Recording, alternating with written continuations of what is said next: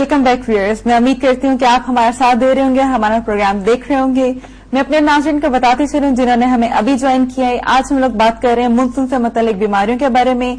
आप हमारे प्रोग्राम में लाइव कॉल करके डॉक्टर साहब से बात कर सकते हैं। लाइव कॉल करने के लिए हमारा नंबर है 04235764498। मैं एक दफा फिर से रिपीट कर दूं 04235764498। और डॉक्टर साहब अपनी सेहत से मुतालिक, मानसून से मुतालिक क्या एहतियाती तदाबीर आप अपना सकते हैं, कौन सी ग़िज़ा का इस्तेमाल करना चाहिए और कौन सी ग़िज़ा को इस मौसम में छोड़ देना चाहिए, उस सारी सवालों से मुतालिक आप डॉक्टर साहब से बात कीजिए और अपनी बात को और अपनी सेहत को ज्यादा से ज्यादा ख्याल कीजिए। आइए अपनी बात को कंटिन्यू करते हैं। जी सर, जैसे हम लोग बात कर रहे थे, पानी जगह जगह जो खड़ा हो जाता है, जैसे पानी का खराब होना, पानी का कंटेमिनेट हो जाना। इवन कि अगर आप देखें तो पाकिस्तान में ड्रेनेज सिस्टम इतना ज्यादा अच्छा नहीं है। आपको सड़कों पे जगह जगह पानी के छोटे छोटे जौहर से नजर आते हैं, तो ऐसे में मलेरिया का खदशा ज्यादा रहता है। जी, ये जो आपने बात की ना कि गर्मियों में एक तो ये होता है कि जो आपके इंसेक्ट्स हैं वो आप देखेंगे, सर्दियों में आपको इतने इंसेक्ट नजर नहीं आते, लेकिन गर्मियों के अंदर वो एक ऐसा ब्रीडिंग सीजन होता है और उसके अंदर बहुत ज्यादा हशरात जो हैं वो आपको नजर आने शुरू हो जाते हैं। वन ऑफ दी, ये जो mosquito is one of them. अब होता ये कि इनके लिए जौहर चाहिए, तालाब चाहिए, तो छोटे छोटे पॉन्ड चाहिए इनको, तो बारिश के बाद वो कलेक्ट हो जाता है वहां और वो एक ब्रीडिंग साइट इनको मॉस्किटो को मिल जाती है। और नतीजा ये है कि जिन इलाकों में इस चीज का ख्याल नहीं रखा जाता कि इलाके के अंदर पानी खड़ा ना हो, कोई जौहर या इस किस्म का तालाब ना बने, तो होता ही है कि जैसे ही बारिश खत्म होती है तो फिर ये मच्छर अपनी कार्रवाई शुरू कर देते हैं और वो ये है कि अपनी जिंदगी के लिए वो काटते हैं और उसके बाद ब्लड हासिल करते हैं। और यहाँ ये इंसान को इसलिए नहीं काटते कि इनको अपना साइकिल मुकम्मल करने के लिए ब्लड की जरूरत होती है।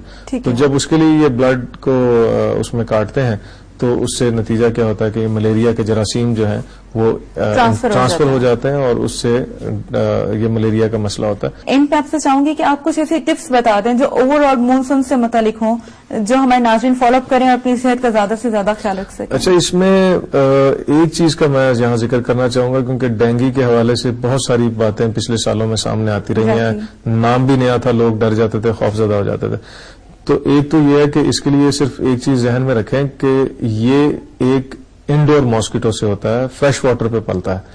फ्रेश वाटर जैसे बाकी मलेरिया है वो तो जौहरों में आएगा, ये साफ पानी के अंदर आता है। यानी बारिश के अंदर अगर आपकी छत पे कोई टायर रह गया है या कोई आपने ऐसी चीज छत पे रखी हुई है जिसके अंदर बारिश का पानी आ जाता है, तो ये मच्छर तो हमारे घरों में पल रहा होता है, सारा साल होता है, लेकिन उसको ब्रीडिंग का टाइम मिल जाता है ये, और नतीजा ये है कि ये फिर इसमें फैलाने का चांस होता है। तो अगर किसी को पिछले सालों में डेंगू का मसला हुआ है तो उसको तो बहुत ज्यादा एहतियात की जरूरत है, क्योंकि दोबारा जब डेंगू हो या तीसरी दफा डेंगू हो तो उसकी जान को खतरा हो सकता है। लेकिन जिनको कभी नहीं हुआ वो न डरें, क्योंकि पहली दफा अगर हो तो 100% ठीक हो जाता है। और बाकी अपने पानी का ख्याल रखें, खुराक साफ सुथरी रखें और जब बीमार हो तो सेल्फ मेडिकेशन न करें, डॉक्टर से रुजू करें। सही है।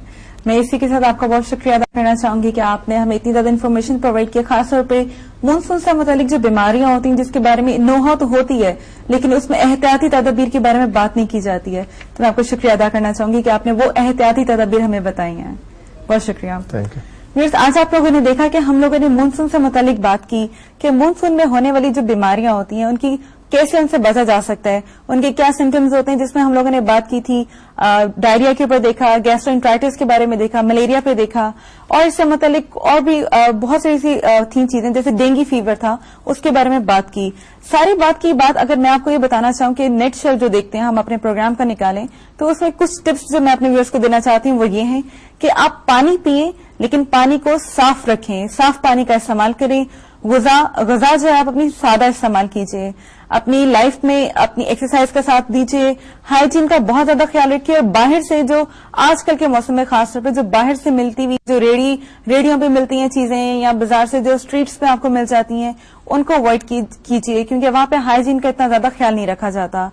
आप हमारे प्रोग्राम में ईमेल कर सकते हैं। ईमेल करने के लिए आप हमारा ईमेल आईडी नोट कीजिए, healthcenter@valuetv.tv। मुझे आपकी फीडबैक का, आपके सजेशंस का इंतजार रहेगा। आज के लिए आप अपनी होस्ट राबिया को इजाजत दीजिए। अल्लाह हाफिज।